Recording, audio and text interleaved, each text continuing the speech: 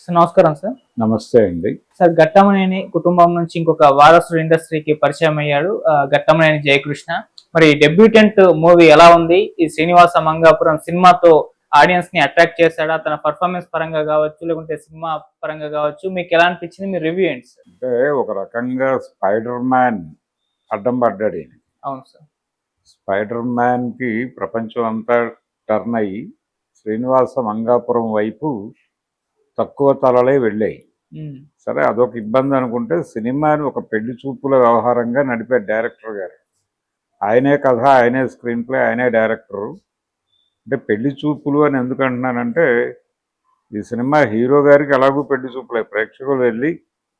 ప్రేక్షకులు పెళ్లి చూపులకు వచ్చిన తర్వాత హీరో గారికి డ్యాన్స్ వచ్చా అని అడుగుతారు. లలిత అదిరే ఆషాఢం శుభకర శ్రావణం డబుల్ ధమాకా. అన్ని బంగారు నగలపై తరుగులో 1% తగ్గింపు. పాత బంగారు నగల ఎక్స్చేంజ్ గ్రాముకు 150 రూపాయల అదనం. ఈ ఆఫర్ లలిత జ్యువెలరీ మార్ట్ లిమిటెడ్ అన్ని బ్రాంచుల్లో వర్తిస్తుంది. వచ్చు, ఇదిగో ఈ మేరకు చేయగలడు అని కొన్ని పాటలు పెట్టారు. ఆ పాటల్లో అతనితో డ్యాన్స్ చేయించే ప్రయత్నం ఏదో చేశారు. ఆయన కూడా ఏదో చేశాడు కష్టపడి. ఓకే, డ్యాన్స్ వచ్చండి.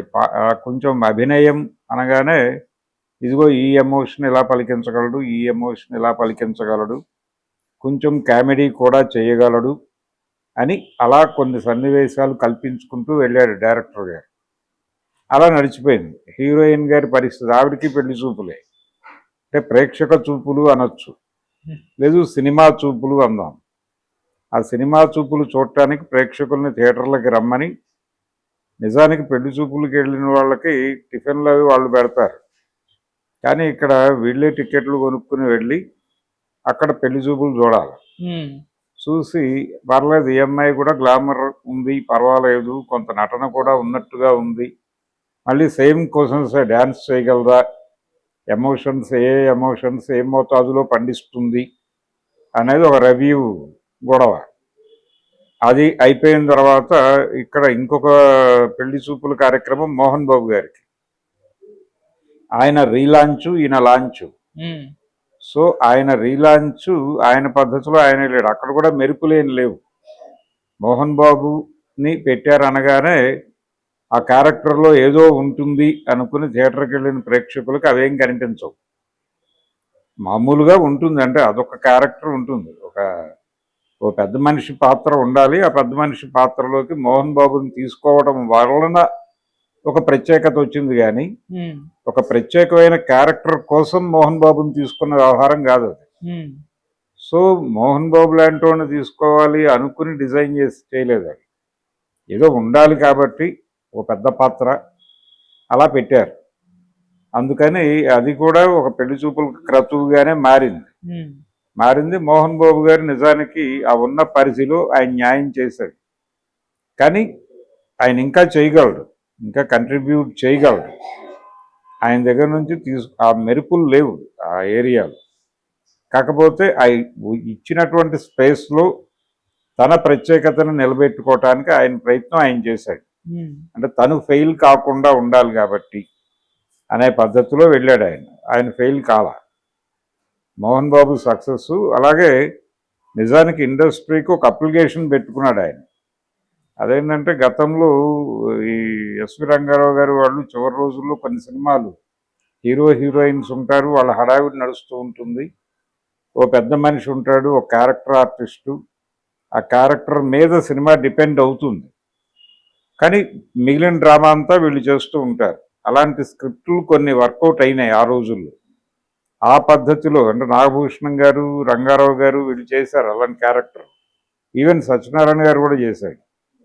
ఆ క్యారెక్టర్ పునాదిగా ఉంటుంది. ఇప్పుడు ఉదాహరణకు చెప్పాలంటే విశ్వనాథ్ గారు తీసినటువంటి ఆ శృతిలయలు సినిమా సత్యనారాయణ మీద డిపెండ్ అయి నడిచే కథే అది. మిగిలిన వాళ్ళందరూ ఉంటారు. అలాంటి స్క్రిప్ట్లు ఏవైనా నా దగ్గరికి తీసుకొస్తే నేను మీకు న్యాయం చేయగలను అని ఒక పిటిషన్ ఇండస్ట్రీకి ఇచ్చాడు ఆయన, మోహన్ బాబు గారు. ఆ విధంగా ఆయనది ఒక పెళ్లి చూపులు. పోతే హీరో గారు ఆయన కృష్ణ గారి మనవడు అనేది ఓకే. కానీ అక్కడ కృష్ణ గారి మనవడు కాబట్టి ప్రేమ కథ చేయాలి. అంటే ఒక డెబ్యూ హీరోకి లవ్ స్టోరీ అయితే బాగుంటుంది అనేది ఒక సాంప్రదాయపు ఆలోచన.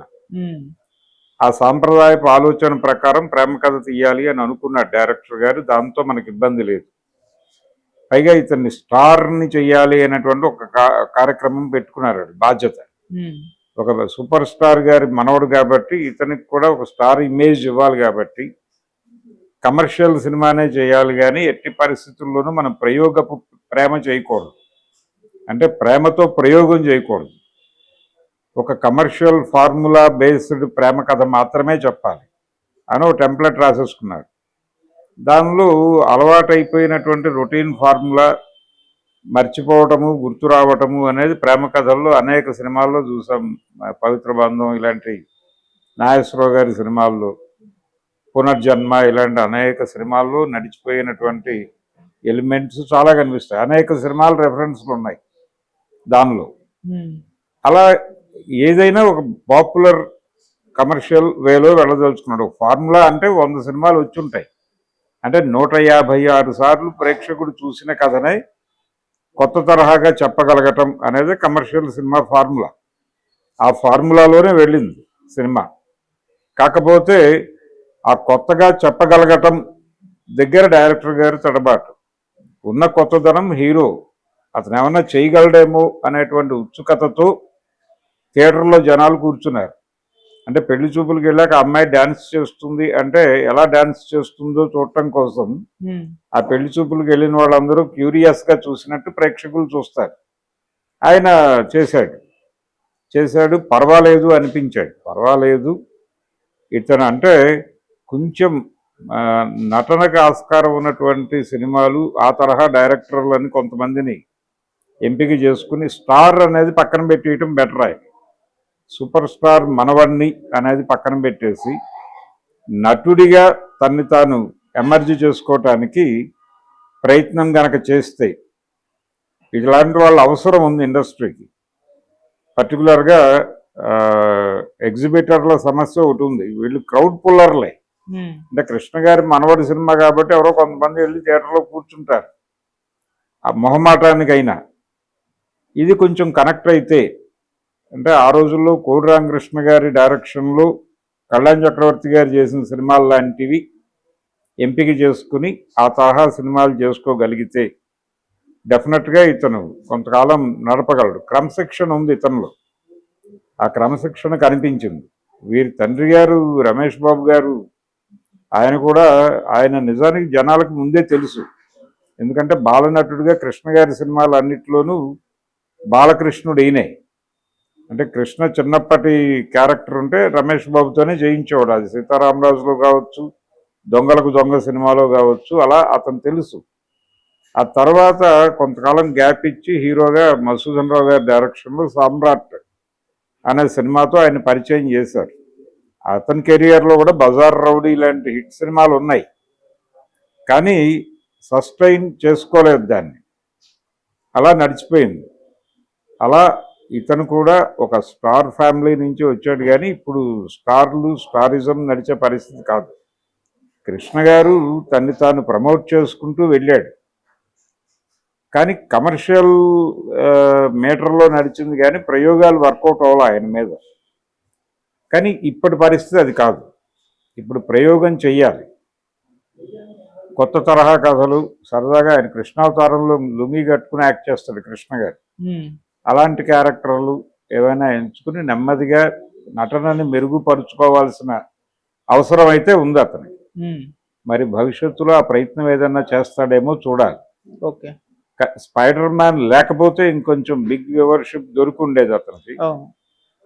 అంటే ఇక్కడ హైదరాబాదు అర్బన్ ఏరియాల్లోనే కాదు, అది రూరల్ ఏరియాల్లో కూడా నార్మల్ పెర్ఫార్మెన్సే ఉంది సినిమా. పెద్దగా బీభత్సంగా జనాల్ని థియేటర్లకు పూల్ చేస్తున్న కండిషన్ ఎక్కడా కనిపించడం లేదు. మౌత్ పబ్లిసిటీ కూడా నెమ్మదిగా పర్లేదు, ఏదో చేశాడులే అని అంటున్నారు, కానీ అదరిపోయింది సినిమా, అసలు నభూతో నా భవిష్యత్తు ఇలాంటి మాటలు రావట్లేదు. అది వస్తే తప్ప థియేటర్లకు కదలట్లేదు జనాలు.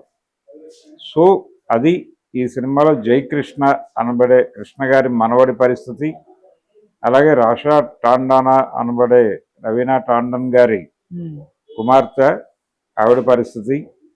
అలాగే తనకి దొరికిన ఒక అద్భుతమైన అవకాశాన్ని చేజేతులారా ఒక రొటీన్ ఫార్ములా అంటే 79, 80, 89 ప్రాంతాలలో నడిచినటువంటి ఫార్ములాలో ఒక కథని సెట్ చేసి నిరుపయోగం చేసుకున్నందుకు గాను అజయ్ భూపతి గారి పట్ల విచారం ప్రకటించడం తప్ప మనం చేయగలిగింది ఏమీ లేదు. ఓకే, ఏదేమైనా కిరణ్ గారు ప్రొడక్షన్ వాల్యూస్ అటు బాగానే ఉంది. అశ్విని దత్ గారు వాళ్ళందరూ ఎవరు ఎంత పెట్టారు అనేది పక్కన పెడితే ప్రొడక్షన్ వాల్యూస్ బాగానే ఉన్నాయి. తిరుపతి బళ్ళారి తీసుకోవటంలోనే ఒక తెలివితేటలు ప్రదర్శించే డైరెక్టర్. అది ఫ్రెష్ ఏరియా సినిమాలకి, అందుకని అది కొంత ఫ్రెష్గా అనిపించింది. నరేష్ గారికి ఇచ్చిన క్యారెక్టరు ఎంటర్టైన్మెంట్ కోసం క్రియేట్ చేసిన క్యారెక్టర్ అది.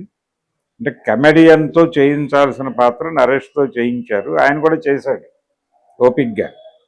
దానికి ఆయన పద్ధతిలో ఆయన రెఫరెన్స్లు వెతుక్కున్నాడు, వీళ్ళు చెప్పినవి కాదు.